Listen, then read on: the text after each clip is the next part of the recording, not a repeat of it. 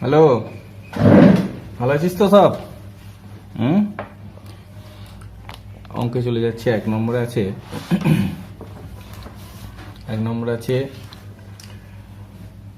7, 8, 6 গুণ 83 যোগ 7, 8, 6 গুণ 17।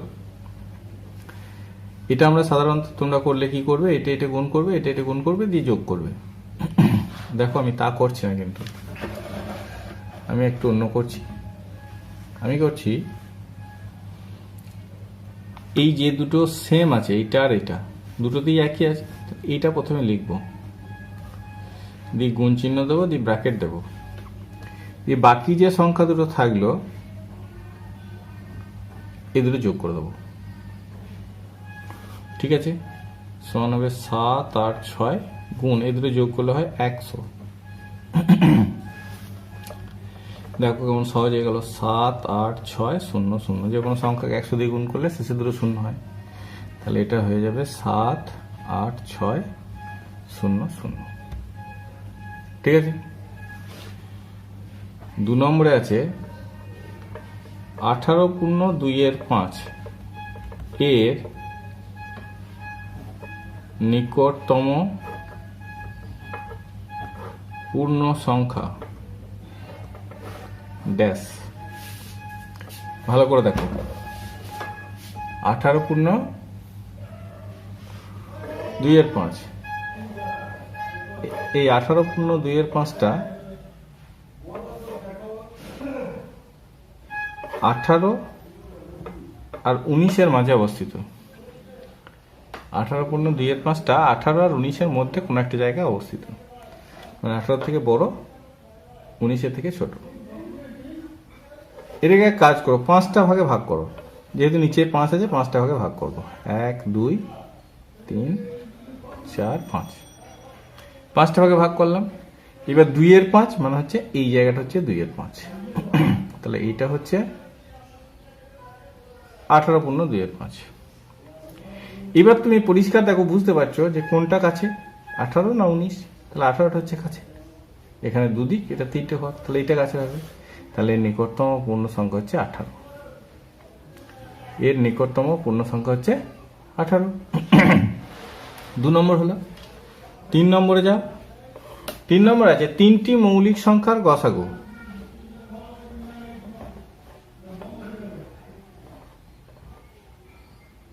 তিনটি মৌলিক সংখ্যার গসাগু ড্যাশ। 3টে মৌলিক সংখ্যার গসাগু কি হবে?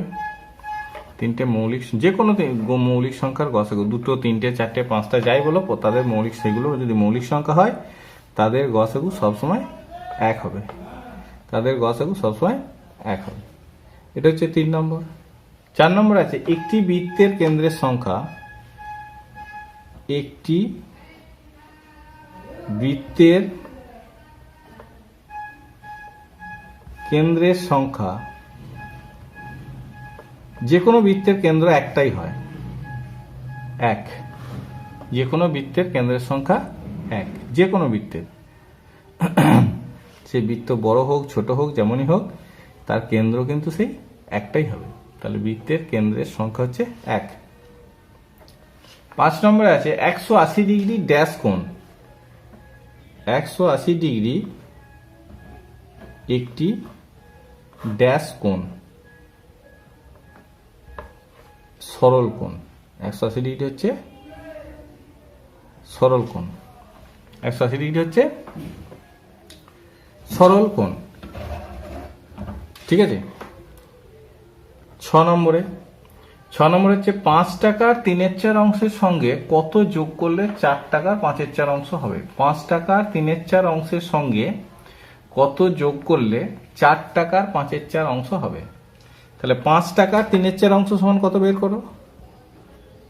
5 টাকার 3/4 অংশ সমান হচ্ছে 500 গুণ 3/4, সমান হচ্ছে 375 পয়সা। আর এদিকে কি আছে? আরেকটা আছে 4 টাকার 5/4 অংশ। 4 টাকার 5/4 অংশ সমান হচ্ছে 400 গুণ 5/4 পয়সা। 4 4 কেটে দাও, সমান হচ্ছে 500 পয়সা। এবার এই পয়সার সঙ্গে কি যোগ করলে এই পয়সা হবে? তাহলে 500 বিয়োগ 375 সমান হচ্ছে 125 পয়সা, সমান হচ্ছে 1 টাকা 25 পয়সা। তাহলে আমাদের অ্যান্সার কি হবে? অতএব 1 টাকা 25 পয়সা যোগ করলে 4 টাকা 5/4 অংশ হবে। এটা হলো আমাদের অ্যান্সার। এই 6 নম্বর। এবার চলো আমরা 7 নম্বরে যাব। 7 নম্বরে কি আছে? দুটি সংখ্যার যোগফল 4 পূর্ণ 1/6। দুটি সংখ্যার যোগফল 4 পূর্ণ 1/6 এবং একটি সংখ্যা অপরটির 3 গুণ, এবং একটি সংখ্যা অপরটির 3 গুণ হলে সংখ্যা দুটি কি কি? তাহলে যখনই এরকম গুণের অঙ্ক থাকে তখন কি করতে হয়? আমাদের ধরে নিতে হয় একটা। তাহলে ধরিলাম একটি সংখ্যা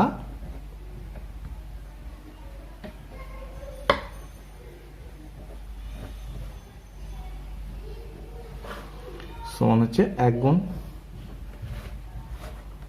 আর অপরটি সমান হবে কত গুণ? 3 গুণ বলেছে। দিয়ে দিলে কি করতে হয়? মোট করতে হয়, যোগ, যেহেতু মোট যোগফল দিয়ে দেওয়া আছে। এই গেল। এইবার এইটা মানেই হচ্ছে 4 পূর্ণ 1/6। তাহলে অতএব 4 গুণ সমান 4 পূর্ণ 1/6। তাহলে 1 গুণ সমান কত? 25/6 ভাগ 4 সমান হচ্ছে 25/6 গুণ 1/4 সমান হচ্ছে 25/24 সমান 1 পূর্ণ 1/24। নেক্সট পেয়ে যাচ্ছি আমি। তাহলে অতএব একটি সংখ্যা সমান হচ্ছে 1 পূর্ণ 1/24। অতএব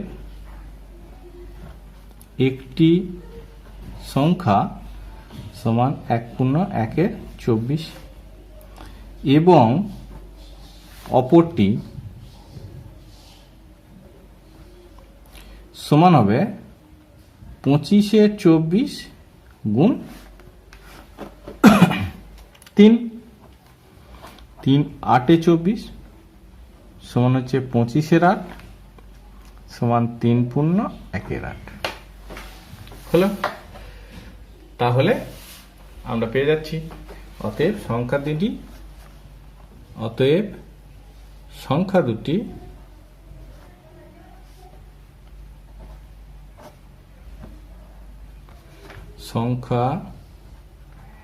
দুটি এক পূর্ণ 1/24 এবং 3 পূর্ণ 1/8। এটা হচ্ছে আমাদের অ্যান্সার। এটা গেল 7 নম্বর। এবার আমি যাব 8 নম্বরে। 8 নম্বর আছে 105 টাকা 120 জন ছেলে মেয়ের মধ্যে ভাগ করার সময় দেখা গেল প্রত্যেক ছেলে 1 টাকা এবং প্রত্যেক মেয়ে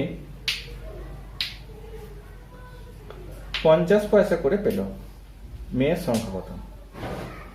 105 টাকা 120 জন ছেলে মেয়ের মধ্যে ভাগ করার সময় দেখা গেল প্রত্যেক ছেলে 1 টাকা এবং প্রত্যেক মেয়ে 50 পয়সা করে পেল। তাহলে মেয়ের সংখ্যা কত? এখানে যদি সবগুলোই ছেলে হয়, মানে যদি ধরিলাম যদি 120 জনই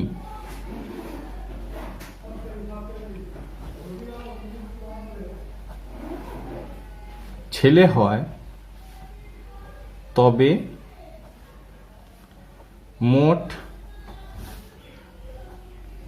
টাকা লাগে 120 গুণ 1 সমান হচ্ছে 120 টাকা। কিন্তু আমাদের 120 টাকা লাগেনি, কম লেগেছে। কিন্তু টাকা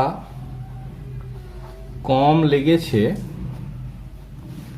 সমান হচ্ছে 120 বিয়োগ 105 সমান হচ্ছে 15 টাকা। 15 টাকাকে আমি পয়সায় কনভার্ট করে নিচ্ছি, সমান হচ্ছে 1500 পয়সা। এই যে কারণ এত টাকা কম লেগে লাগলো কেন না, কারণ প্রত্যেক মেয়ে কম পায় সমান 1 টাকা মানে হচ্ছে 100 পয়সা বিয়োগ 50 পয়সা সমান হচ্ছে 50 পয়সা। ছেলেরা 1 টাকা করে পায় আর মেয়েরা 50 পয়সা করে পায়, তাহলে মেয়েরা কম পাচ্ছে 50 পয়সা করে। এইবার তার জন্য মোট কত কম হয়েছে, 1500 পয়সা। তাহলে অতএব মেয়ের সংখ্যা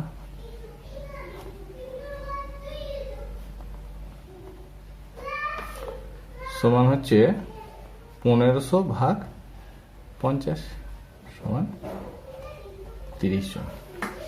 1500 ভাগ 50 সমান 30 জন। এটাই হচ্ছে আমাদের উত্তর। তাহলে আমরা উত্তর লিখবো, অতএব নির্ণেয়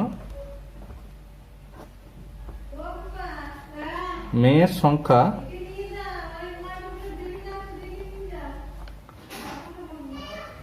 তিরিশ জন। এটা হচ্ছে অ্যান্সার।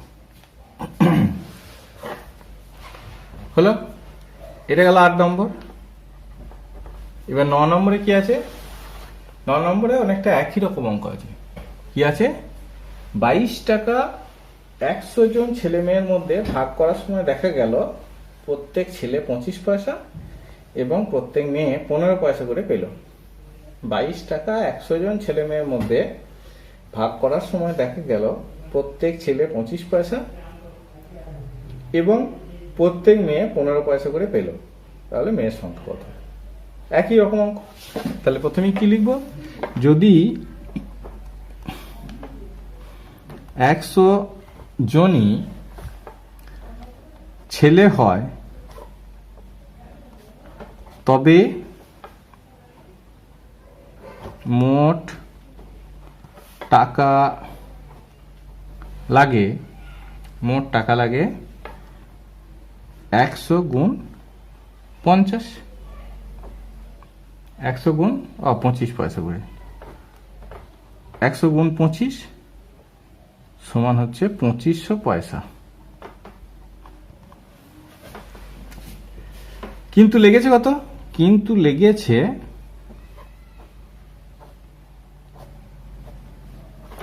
সমান হচ্ছে 22 টাকা 2200 পয়সা। অতএব কম লেগেছে সমান কি 2500 বিয়োগ 2200 সমান হচ্ছে 300 পয়সা। 300 পয়সা কম লেগেছে। কারণ কি? কারণ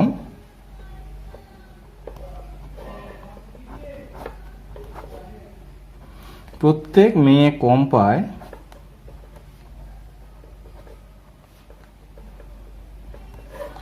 সমান হচ্ছে 25 বিয়োগ 15 সমান 10 পয়সা। প্রত্যেক মেয়ে কম পাচ্ছে কত করে? 10 পয়সা করে।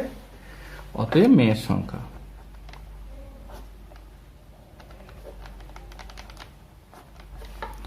সমান হচ্ছে 300 ভাগ 10 সমান 30 জন, এটাতেও 30 জন হয়ে গেল। তাহলে অতএব নির্ণয় মেয়ের সংখ্যা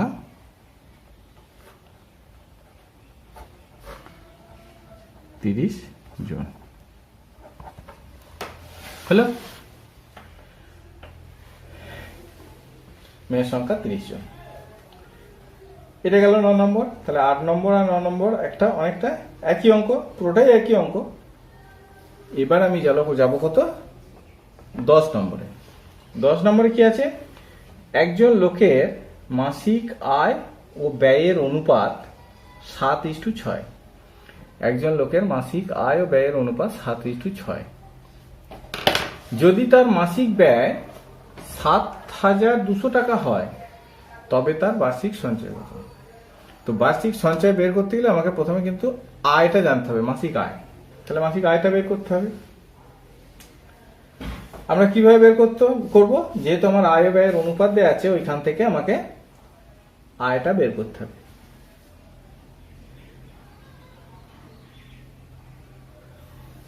ঠিক আছে, তাহলে আমরা কি লিখবো? দেখো, লিখবো আয় ইজ টু ব্যয় সমান হচ্ছে 7:6।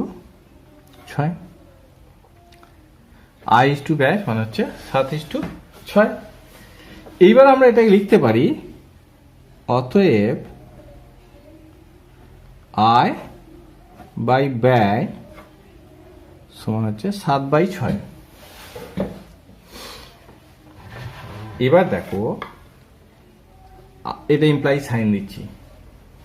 আয় কত বলে দেয় নাই, ব্যয় বলে দেওয়া আছে। তাহলে আয়টা আই লিখবো, ব্যয়ের জায়গায় লিখবো 7,200 সমান হচ্ছে 7/6। এবার আমরা কি করি? কোনাকুনি গুণ। তাহলে 6 গণিত আয় সমান 7 গণিত 7,200। তাহলে দেখো, আয় সমান পেয়ে যাব 7 গণিত 7,200/6। 6 কেটে দাও, এটা সমান হচ্ছে 8,400 টাকা। 8,400 টাকা। তাহলে আয় পেয়ে গেছি, ব্যয় বলে দেওয়া আছে। তাহলে আমরা সঞ্চয় বের করতে পারবো এখান থেকে। এখানে আমরা লিখবো অতএব 1 মাসের সঞ্চয়। অতএব মাসিক সঞ্চয়, 1 মাসের সঞ্চয় সমান হচ্ছে 8,400 বিয়োগ 7,200 সমান হচ্ছে 1,200 টাকা। 8,400 বিয়োগ 7,200 সমান হচ্ছে 1,200 টাকা। এবার আমার কি আছে? এটা হচ্ছে মাসিক সঞ্চয়, আমার চাই বার্ষিক সঞ্চয়। তাহলে 12 মাসের সঞ্চয়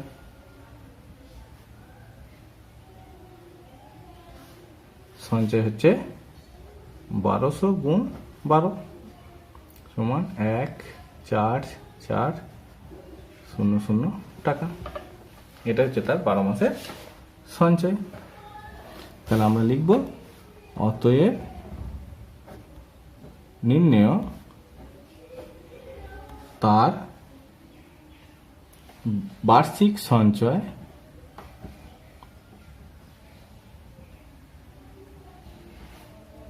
1,4,4,0,0 টাকা। এটা হলো অ্যান্সার। হলো, এটা হচ্ছে 10 নম্বর। এবার 11 নম্বর করব। 11 নম্বর আছে, একটি দুর্গে 2,400 জন সৈন্যের 40 দিনের খাদ্য ছিল। একটি দুর্গে 2,400 জন সৈন্যের 40 দিনের খাদ্য ছিল। কি হয়েছে তারপর? 12 দিন পর সেখানে আরো 800 জন সৈন্য যোগ দিয়েছে। 12 দিন পর সেখানে আরো 800 জন সৈন্য যোগ দিয়েছে। তাহলে ওই যে বাকি খাদ্যটা থাকলো তাতে সকলের কতদিন চলবে।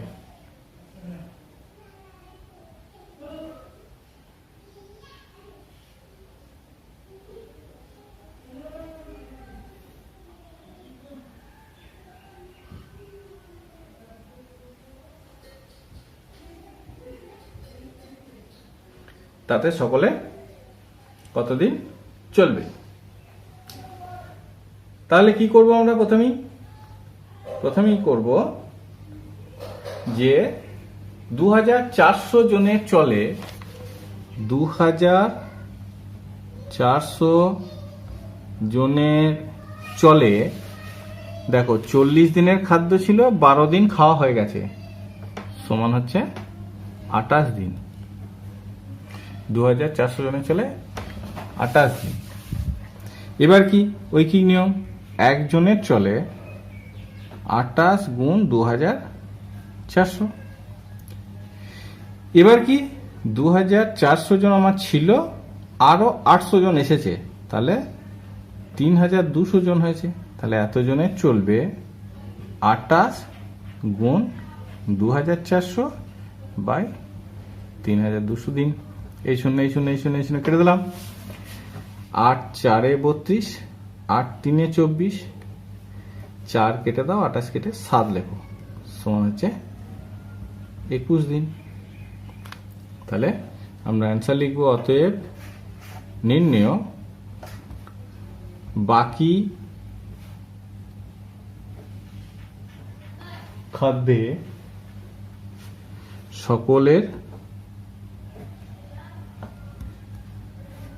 খাদ্যে সকলের 21 দিন চলবে।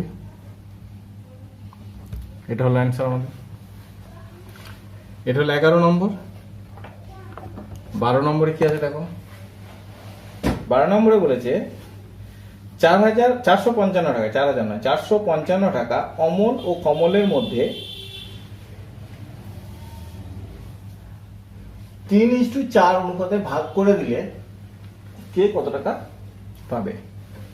কি বলেছে? 455 টাকা অমল ও কমলের মধ্যে 3:4 অনুপাতে ভাগ করে দিলে কে কত টাকা পাবে। অনুপাত বলে দিয়েছে আর মোট টাকাটা বলে দিয়েছে। অনুপাতটা বলে দিয়েছে আর মোট টাকাটা বলে দিয়েছে। তাহলে অমল ইজ টু কমল সমান হচ্ছে 3:4। অমল ইজ টু কমল সমান হচ্ছে 3:4। এবার যেহেতু মোট টাকা বলে দিয়েছে, তাহলে আমাদের মোট অনুপাত বের করতে হবে। মোট অনুপাত সমান হচ্ছে 3 যোগ 4 সমান 7 হলো। তাহলে অমল কি পাবে? অমল পাবে 7 ভাগের 3 ভাগ, মানে 3/7। অমল পাবে 7 ভাগের 3 ভাগ, মানে 3/7 ইন্টু যত টাকা আছে তত। এটা কেটে দাও, সমান হচ্ছে 195 টাকা। আর কমল কি পাবে? কমল পাবে 7 ভাগের 4 ভাগ ইন্টু যত টাকা আছে তত। এটা কেটে দাও, 65। এটা হবে 260 টাকা। ঠিক আছে? তাহলে অ্যান্সার কি? অতএব নির্ণয় অমল পাবে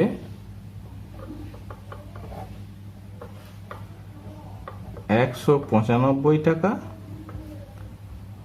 এবং কমল পাবে 260 টাকা। এটা হচ্ছে আমাদের অ্যান্সার। এটা 12 নম্বর। 13 নম্বরে কি আছে?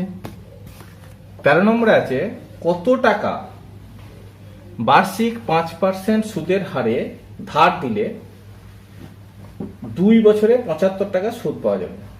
কত টাকা বার্ষিক 5% সুদের হারে ধার দিলে 2 বছরে 75 টাকা সুদ পাওয়া যাবে। তাহলে এখানে কি, এখানে সুদের হার বলে দেওয়া আছে, সময় বলে দেওয়া আছে, সুদ বলে দেওয়া আছে, আসল বের করতে হবে। তাহলে আমরা কি কি দেওয়া আছে সেগুলো আগে লিখি। এখানে দেওয়া আছে সুদের হার, সুদের হার, সুদের হার বলছে 5%। সময় দেওয়া আছে কি, সময় সমান হচ্ছে 2 বছর। আর সুদ দেওয়া আছে কত, 75 টাকা। তাহলে আমাকে বের করতে হবে কি, আসল। আসল সমান হচ্ছে সুদ গণিত 100 বাই সুদের হার গণিত সময়। সুদ গণিত 100 বাই সুদের হার গণিত সময়। তাহলে সুদ হচ্ছে 75 গুণ 100, নিচে সুদের হার হচ্ছে 5 গুণ 2, এটা কেটে দিলে হবে 15, এটা কেটে দিলে হবে 50, সমান 750 টাকা। তাহলে অতএব নির্ণয়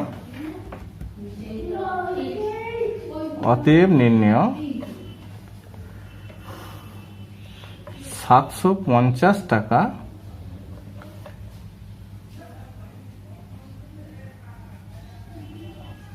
ধার দিলে 75 টাকা সুদ পাওয়া যাবে। এটা হলো আমাদের অ্যান্সার।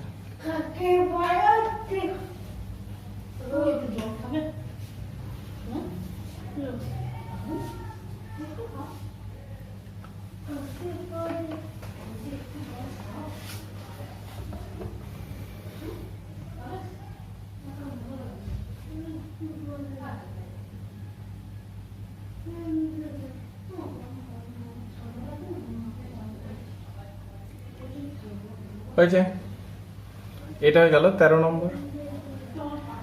এবার আছে 14 নম্বর। 14 নম্বরে আছে সরল। 14 নম্বরে কি আছে, 14 নম্বরে আছে সরল। কি আছে, 1 পূর্ণ 1/2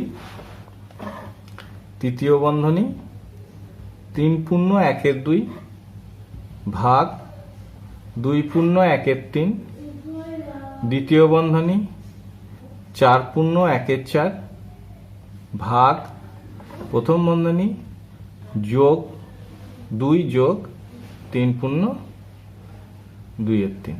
প্রথম বন্ধনী ক্লোজ, দ্বিতীয় বন্ধনী ক্লোজ, তৃতীয় বন্ধনী ক্লোজ।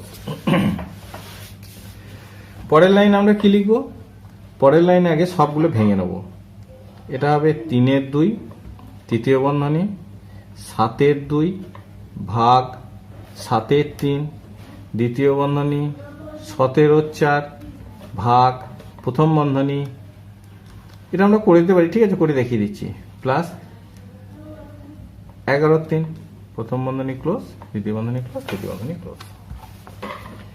পরের লাইন লিখব কি, 3/2 তারপর তৃতীয় বন্ধনী 7/2 ভাগ 7/3 দ্বিতীয় বন্ধনী 17/4 ভাগ প্রথম বন্ধনী নিচে 3 উপরে হবে 6 যোগ 11 দ্বিতীয় বন্ধনী ক্লোজ, তৃতীয় বন্ধনী ক্লোজ। চলো নেক্সট পেজ। পরের লাইন 3/2 তৃতীয় বন্ধনী 7/2 ভাগ 7/3 দ্বিতীয় বন্ধনী পরে আছে 17/4 ভাগ 17/3 হয়ে যাবে 17/4 ভাগ 17/3 তৃতীয় বন্ধনী ক্লোজ, তৃতীয় বন্ধনী ক্লোজ। পরের লাইন দেখো 3/2 তৃতীয় বন্ধনী 7/2 ভাগ 7/3 দ্বিতীয় বন্ধনী 17/4 গুণ 3/17 17 কেটে দাও। পরের লাইন চলে এসো। পরের লাইনে আছে 3/2 তৃতীয় বন্ধনী 7/2 ভাগ 7/3 এর কোনো চিহ্ন নেই মানে এর 3-4 এর তৃতীয় বন্ধনী ক্লোজ হলো। পরের লাইন কি 3-2 তৃতীয় বন্ধনী 7-2। এবার নিয়ম কি, ভাগের নিয়ম হচ্ছে ভাগ চিহ্নটা গুণ চিহ্ন হয়ে যায়, উল্টে যায়। এবার ভাগের পরে যদি এর থাকে তাহলে সেটাও উল্টে যায়। 4-3 3 কেটে দাও, 7 কেটে দাও, 2-4 সমান হবে 3-2 গুণ 2 বা এর 2, এখানে এর লিখতে পারো, এরই লিখে দিলাম, 2 কেটে দাও সমান 3। এটা হচ্ছে আমাদের সরলের অ্যান্সার। ঠিক আছে, এই পর্যন্তই ছিল। এতক্ষণ নিশ্চয়ই তোমরা করে ফেলেছো, যেগুলো করেছো সেগুলো এবার দেখো, মেলাও, কোনটা ঠিক হলো কোনটা ভুল হলো, ভুলগুলো ঠিক করে নেবে।